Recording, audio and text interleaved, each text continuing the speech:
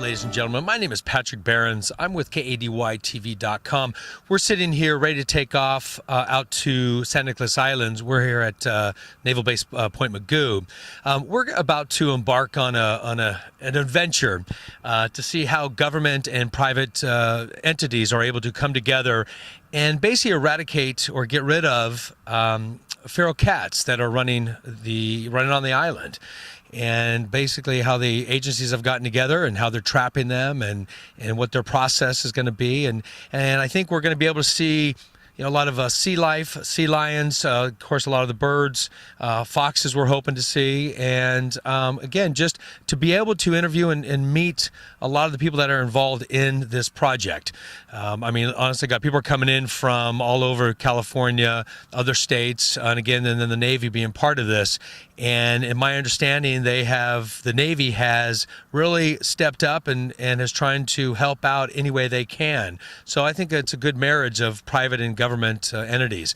So again, I just want to kind of get you guys ready for an adventure and kind of see what San Nicolas Island looks like. Because again, it's not an island that the average citizen could go on. So for our cameraman Art and I to go and see this, we're extremely happy and excited. So we're hoping to bring you some great footage and great example of how government and private entity can work together. Again, this is Patrick with KEDY TV. Thanks.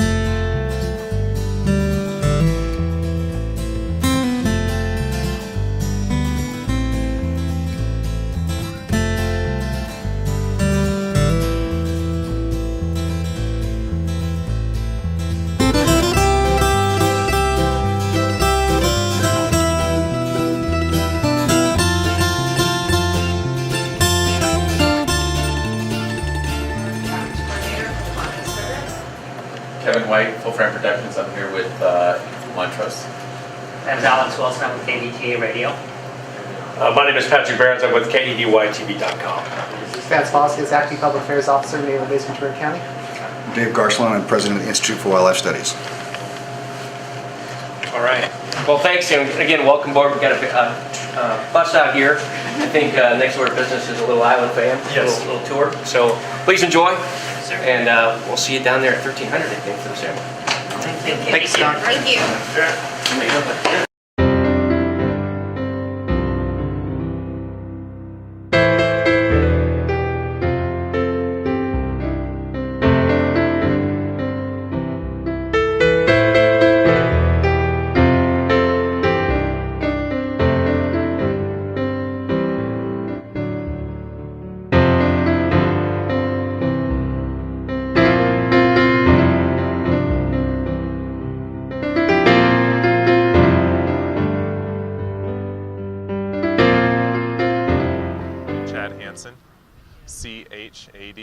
CHADHANSON. So I'm with Island Conservation and was the project manager for the project out here. Are you guys ready? We're ready. So what did you guys do as Island Conservation out here? So that's a good question, and before we kind of get carried away into the details about how the project went through, is Island Conservation was brought in as a partner to conduct the restoration on San Nicolas Island, primarily because, well, first off, we're a nonprofit organization, and we have a international global focus on basically preventing extinctions, and we do that by removing invasive species off of islands. And so with that background and that history and that experience, we were brought in originally back in 2005 when the planning started, and this project basically began to get kicked off with a pilot study and compliance. So and here we are now looking at the wrap-up of this project. So, I know as Grace was mentioning, there were a lot of complexities to our work out here. Not only was it the largest island ever to have a cat removal program occur in the U.S., it was also placed on a U.S. active Navy base. And as you can see and we were describing earlier, there's a number of different features on this island in particular, including archaeological sites, the range that's active and going on, as well as endemic species that are on island that essentially are in a similar ecological niche, which is the island fox. And so our staff, when we first arrived on island, it was a lot of additional training to get us basically up to speed and running along with the policies and procedures that are required for work out here on island. We have a thick stack of licenses and permits to act out here, anywhere from utilizing the equipment that was necessary, for example, off-road equipment, to just having a camera equipment on island and what was required and how we were able to use that, all the way down to the frequencies that were included with our trap monitoring system and some of that additional equipment. Aside from that, it's a very sensitive island. It's one of the more natural islands in the Channel Islands. We were sensitive to both the archaeological sites as well as the breeding seabird colonies and other wildlife that was out here. So we worked closely with our partners to make sure that we were complying with all of that, and it was also in our best interests to make sure that we did this project to the best of our abilities and that we were also successful. So, if there's any questions that you guys have concerning? Describe a typical day in the life of the project. A typical day for us started very early. We were generally up before 4 in the morning. And this is because the trapping that occurred on island happened basically 24/7, but we restricted operations from occurring late into the night simply because of safety concerns. But we were up as early as we could. We would check our monitoring system, which suggested which traps had gone off and what areas of the island needed attention. We had put together a plan with the staff that we had out here and to address those as quickly as possible. So we had gathered the troops and send them out, and we had a number of different means of transportation, anywhere from low impact motorcycles to utility vehicles that were four-wheel drive to four-wheel drive and just general trucks as transportation, as well as walking, because there's a lot of areas that are sensitive with wildlife out here that we weren't bringing in loud equipment. We would make sure that we were keeping a reasonable distance and being sensitive to that situation. So once we knew what traps were off, we would attend to those, and as you would get to those sites, it could be anywhere from simply a wind disturbance that had suggested that the trap had gone off, and we'll get into it later how exactly that trap monitoring system worked, but to a fox capture, or more importantly, a cat capture.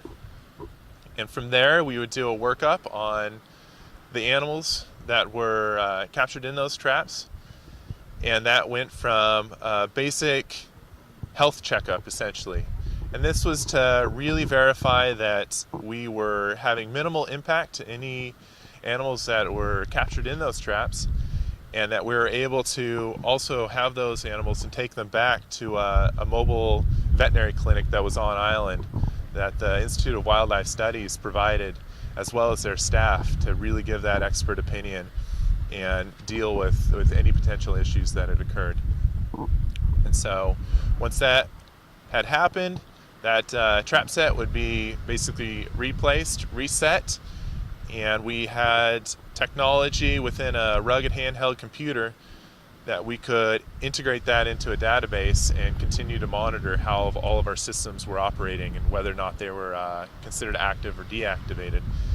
And then we would return back, and if any foxes we felt needed additional attention, we would deliver those to the veterinary clinic, or their staff would also accommodate by coming out and meeting us to pick those animals up. And from there, we would go back into our regular operations, which would be setting out additional trap sets, doing sign search, which is monitoring for areas where cat activity was occurring, and all the way down to going back and having redundancy, which meant we would go back and review trap sets that were previously set and just verify that our systems were working as planned. Just simply because you can never be 100% certain that everything's working as planned, and we knew that and we planned for it, and so we utilized our time to verify that our operations were as low impact as possible while still achieving the results, which was removing cats from San Nicolas. How long did it take from first cat to last cat? Well, our first captures began, I believe, in July of 2009, and then the last captures that we had were in the latter portion of that same year of 2009. That information I can get to you later. The final project in total, the last cats were removed in June of 2010, and from then we utilized extensive camera monitoring system that had been in place from December of 2009. So throwing a bunch of dates around here, but 2 years of monitoring with remote cameras. How many cameras? 54 in total. And where did you put these cameras? Like places you knew were high cat activity or something, or? We used multiple methods to determine where cameras were going to be placed. There was a very strategic approach to make sure that we were covering the island effectively, as well as keeping track of the areas that had been covered versus the ones that still needed attention. And so we utilized areas that had received cat captures. We utilized features in the landscape that are inherent to attracting cats, like long ravines, ridge tops, areas of higher vegetation density, seabird colonies, which is a big one. Although we didn't go directly into them, we were able to utilize our trapping efforts around those to prevent those animals from getting there. And so in addition to that, we utilized a lot of technology. So GIS, we took layers that the Navy had of vegetation layers, landscape layers, and we overlaid that, and we're able to help predict where higher densities of those animals were going to be and where we could centralize and focus our efforts with the cameras. After capturing the cats, what was the process of on the island and then off the island? So our process, if we were to capture a cat, we would take that animal and return it over to IWS. And I don't know if Dave, you want to comment on that. I know some of this is gonna like to step in. Yeah. And so we would transfer those animals over to IWS, and we'll let Dave Garcelon here take the opportunity basically to give you a better insight on what their facility was able to provide and how they were a critical component to our project.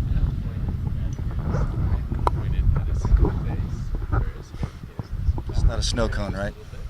Okay, damn. Maybe Dave. The other side.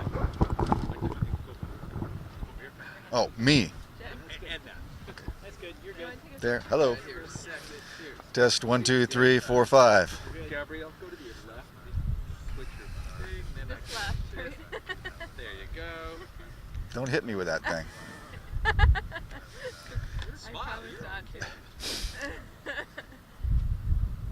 Well, I'll just start telling a little bit about our program, and I can get into answering that question specifically. I'm Dave Garcelon. I'm president of the Institute for Wildlife Studies. We're a nonprofit wildlife conservation organization headquartered in Arcata, California.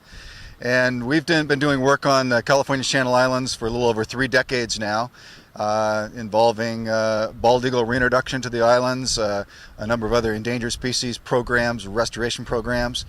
And so it was very exciting for us to be involved in this. We'd already been working with the Navy to monitor island foxes here on the island, so we had a pretty good idea of what the fox population was doing out here.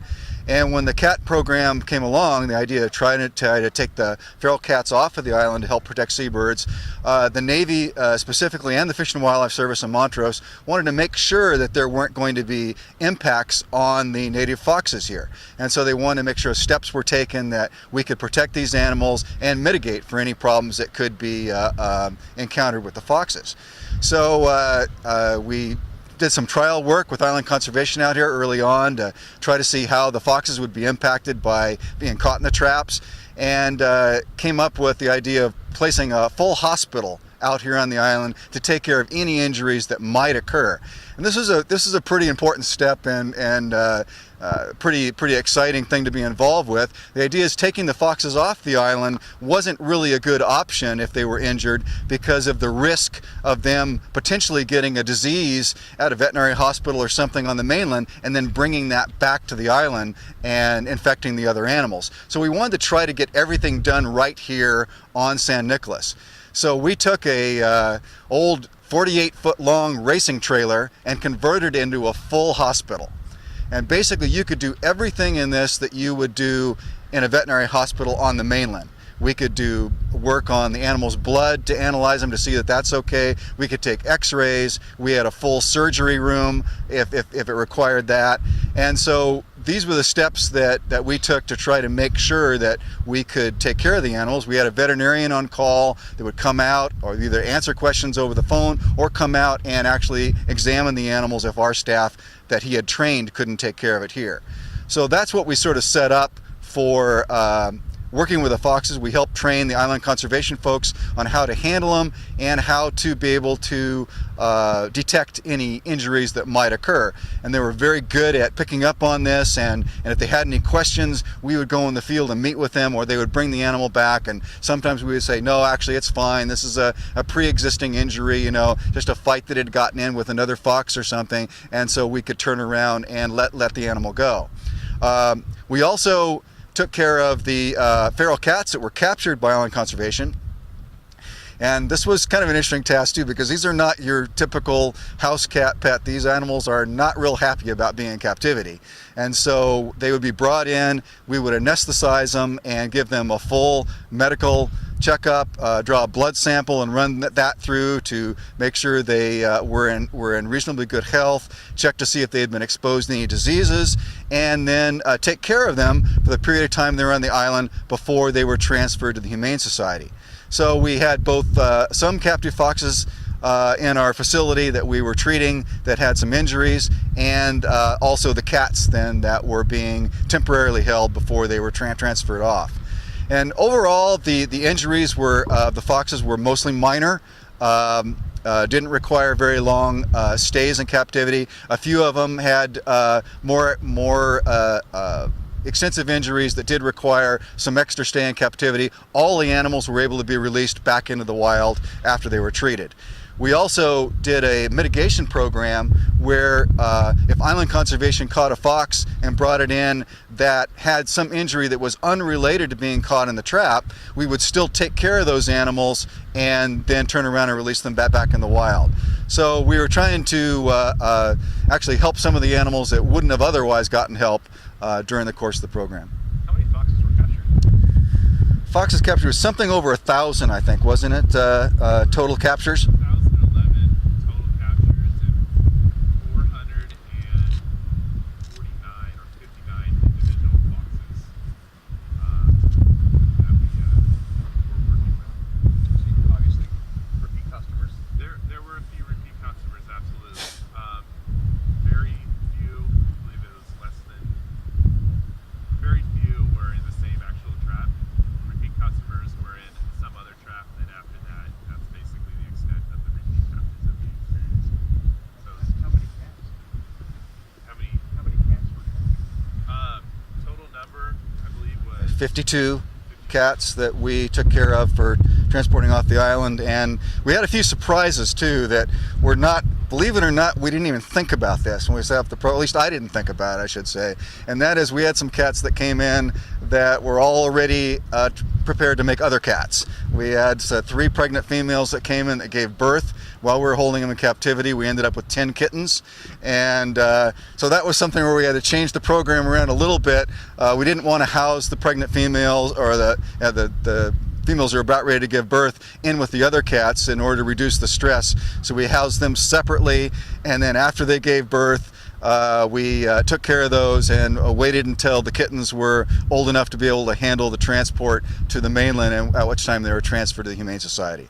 So we had a few surprise individuals, but the 52 that were brought in live plus 10 kittens was a total of 662 cats that were transported off.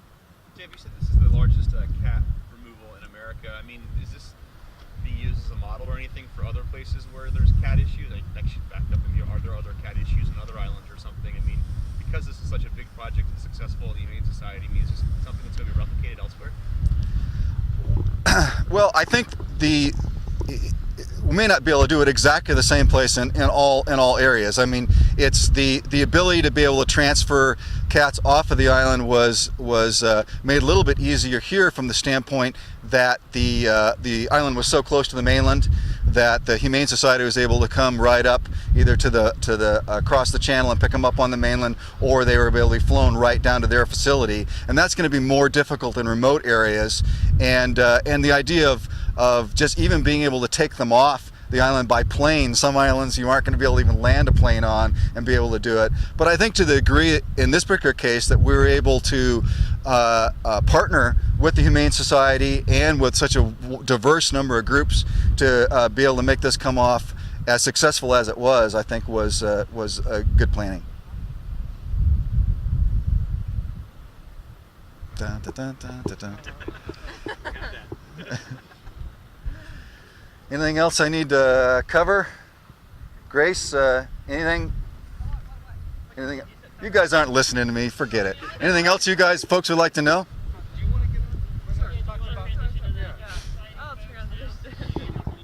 There you go. My name's Kim D'Amico. I'm with the Humane Society of the United States. Our facility, we took the 62 cats to our facility by plane, and the 10 kittens were adopted out into families within a few months of being at our facility. The cats live in a 4,000 square foot enclosure with trees and some native plants that they have here on the island, so they could become accustomed to living on the mainland. When they came into us, they were very feral, wild cats that couldn't be touched, and now the cats over the past couple of years have been accustomed to humans and are becoming more friendly every day.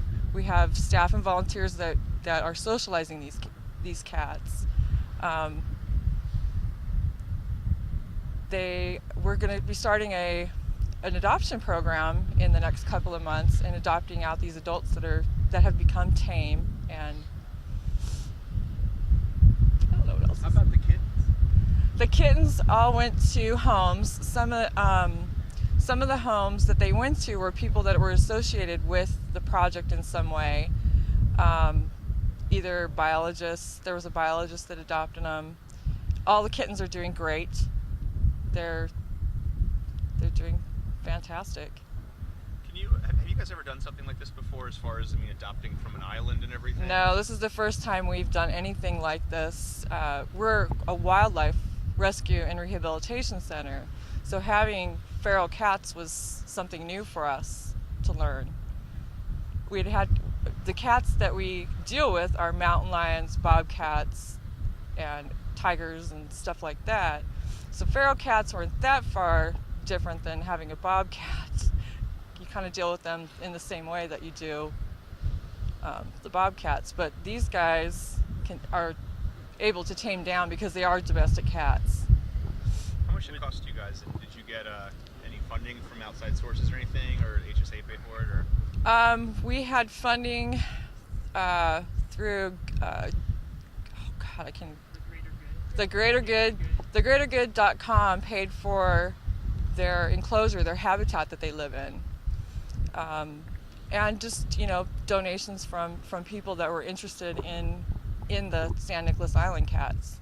Now, what about feeding them with the transition from what they're eating on the island to now domesticated food, if you want to look at it that way? They started feeding them some different cat foods here on the island to kind of transition them into prepared cat food, which all of them do okay with. They all love it. What were the island kind of foods that they were fed? I'm not sure what I think it was a Purina product that they were eating. If it was the natural food, it was the lizards and the mice and those sort of things here on the island. So they had to be transitioned onto commercial food. As of now, they're looking pretty good at it? Yeah, they're fat, they're happy. So what was it about this project that the Humane Society said, oh, we really want to be involved in this? Well, we have a feral cat trap and release program, but with the feral cats, and that wasn't going to work here on the island because the object of getting the cats, the object was getting the cats off the island because we couldn't release them back onto the island because they'd be in the same boat that they were in. So the Humane Society kind of stepped up and said, well, let's try this new thing. This was new for everybody. This is the first time that this has ever been done. And we took the cats and put them into a nice habitat, and it's so far so good. It's working. And when the cats were taken off the island, was it all at once, or was it just a few cats at a time? It was a few cats at a time. The first group of cats, I think we got 16 cats one day. And then from then on, it was smaller groups of cats. As they would catch the cats and process them here on the island, then we would make arrangements to have them flown into Ramona. Any more questions? Yeah. Yes, with the adoptions that we're asking people, the people that want to adopt the cats, that they have to be kept in indoor homes because feral cats are notorious, and outdoor cats are notorious for eating, the wildlife, and that's something that we don't want to happen with these cats. We want people have to keep them inside, have regular vet checks, that sort of thing. Could you talk a little bit about the partnership, this whole thing? It seems like there's all these organizations that came together to do that. Talk a little bit about that for Humane Society. I can't really answer that because I'm not sure. Meaning that when you entered this, you had to work with all these different partners. Yeah, when we were asked to do this, the Humane Society of the United States, we worked with Island Conservation and Fish and Wildlife. All of these agencies all came together to get these cats, off the island and to us, and it was a pretty good experience. The cats are happy at home now, and. Did you say this is the first time that feral cats have ever been? In a situation like this, coming from one area, an island, and brought to the mainland and put into captivity, I think normally what would happen was the cats would be euthanized, but Humane Society stepped up and said, no, don't euthanize these cats. We'll provide a home for them and get them adopted out.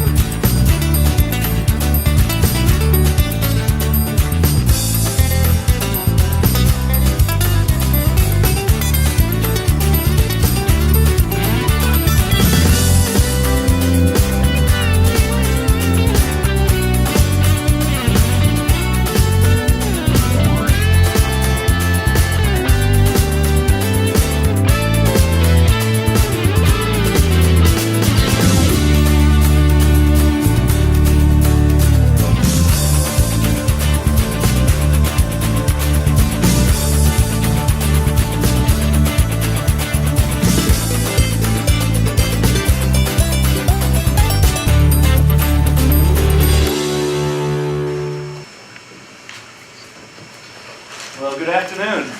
Good afternoon. Welcome us. You never tell what the weather's going to do. You plan for outside and it rains, and then you say, okay, we'll bring it inside. Now it's sunny again. But you might as well stick with the decision. But we really want to thank you all for being here and helping celebrate the end of this this wonderful Seabird restoration project. Just want to make sure I thank all the right people. So excuse me if I'm reading the thing here, but want to thank the Montrose Settlement Trust Council, the Institute for Wildlife Studies, Island Conservation, and the Humane Society of the United States, really working together in a great partnership with the Navy in getting this this pretty large project started and completed successfully. I would like to recognize my environmental team here at the Naval Base and who work together, making sure that all the environmental compliances were done and maintaining those relationships with the regulators and work in partnership with all the different entities I just mentioned. I think it worked as a great team. We were able to take this monumental event of which is really eradicating the feral cats from San Nicolas Island, which is not an easy feat. It took a long time, but I'm glad that we were able to complete it, and hopefully that if there is a cat left, it's only one. Or two males, or 2 females. But from what I'm told, it's been a while since they saw the last one and they captured it. And what I think was one of the success stories was how you got and I can't remember the number of feral cats and kittens too. Adopted out the kittens, took the feral cats into a preserve up in Ramona, I believe, and some of those were able to be rehabilitated and adopted out, which is rare from what I understand with feral cats. So I think it's a success story all along. It really helps with our environmental plans here on the island, and I really look forward to the continued monitoring of this project over the years and how it goes and how it helps the ecosystem here on the island. So I really appreciate all the hard work that all the partners here did, and it was really a great team effort. So thanks a lot for being here, and this is a great day for this project. Thanks. But I just wanted to again thank the Navy for having us here today. It's really exciting for the Montrose program to be able to come out to the island and celebrate the success of this project with our partners. As we were talking about today, islands are critical habitat for a variety of species. Over 50% of extinctions worldwide are island species.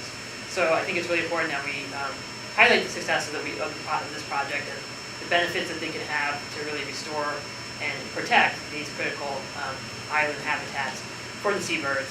And from Montrose's perspective, we're really excited to be able to talk about the success of the project and to highlight, the investment that we've made into this project to help address the injuries to the seabirds that are one of the focuses of our program.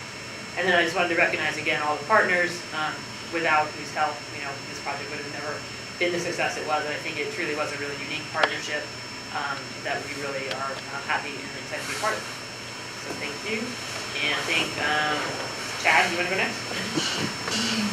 Thank you. It's a great opportunity to reflect on the project and then also realize how important of a milestone this was for the restoration of San Nicolas Island's ecosystem. And this is because it was a door to recovery for a diverse array of wildlife like the Brandt's cormorants, the western gulls, and the island fox. And it was an equally diverse partnership that allowed that door to recovery to be open. And it was by uniting unique methods that we utilized, as well as innovation, expert staff, and a strong partnership, that this project is actually able to become a success. That success is something that I'm really proud to be a part of. And so celebrating this event today and the cooperation of everyone involved is fantastic. And it just makes me think that we need to keep in mind that the results from this project are going to continue to influence projects in the future, restoration efforts, as well as continue to protect species all over the world. And as well as guide these future projects to a similar success like what we've had out here on San Nicolas Island. So for example, some of the innovations that we had were this remote trap monitoring system. And this became a critical tool because it allowed us to reduce not only the expenses, but as well as the manpower that was necessary to make the success.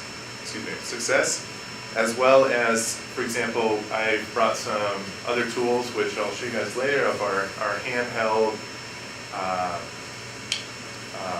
field computers. And these were specifically programmed to be able to capture data and analyze this data real time so we could further plan and help implement the rest of the project. But there was an overwhelmingly critical component that was just absolutely influential on the success of this, which was essentially the commitment and the support of all the parties involved. And this component, which could have been easily underestimated, eventually became the foundation of what led us to reach our goal, which was this monumental success of restoration. So as a result, and from all of us at least at Island Conservation, this is our opportunity, and I'll take advantage of it right now, which is to thank the partners involved, which is the United States Navy, the Montrose Settlements Restoration Program, the Institute of Wildlife Studies, and the Humane Society of the United States for coming together and making it everyone's goal to see the restoration of San Nicolas Island's unique ecosystem. So thank you, and I appreciate it. I'm Nicolas with the Institute for Wildlife Studies, and having had a chance to work out on all the Channel Islands over the last 3 decades and on San Nicolas Island here for now 10 or 12 years, it was really exciting for us to be involved in this project because we really like to get involved in projects that make a difference. And we can actually see, the change that occurs from point A to point B in doing it. And everyone's talked so far about the partnership on this, and I think it is unusual. I've already had folks from other agencies approach and say, well, can't we use the San Nicolas model for the cat removal as how we'll approach this project? And I'm like, wow, it's already gotten out there where people are starting to recognize the fact how important this was, what an accomplishment it was. And you go into all the planning it took for us to do this, which was substantial. The project itself, the cat removal occurred in mostly over a 6-month period. And the planning was several years prior to that, but that planning all paid off.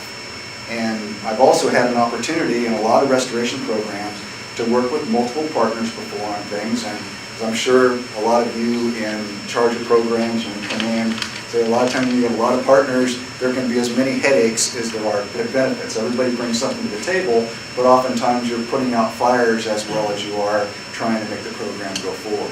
And I didn't see any of that with this. The Navy was a great partner in making everything happen here on the island and on the other side of the channel for getting things over here.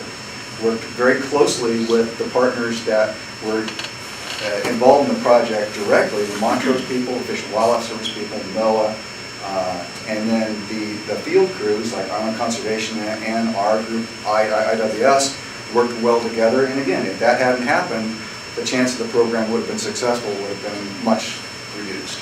So I think this is something that is going to be, as Chad was saying, perhaps a model for how other programs can be run in the future, and something I think that all the people involved in all our agencies can be really proud of.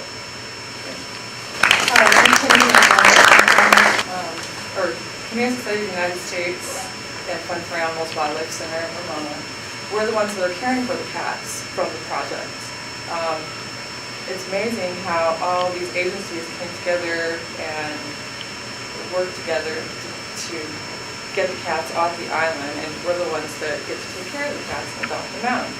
So if anybody wants to adopt a cat, we have 40 cats that will be available for adoption in the next year or so.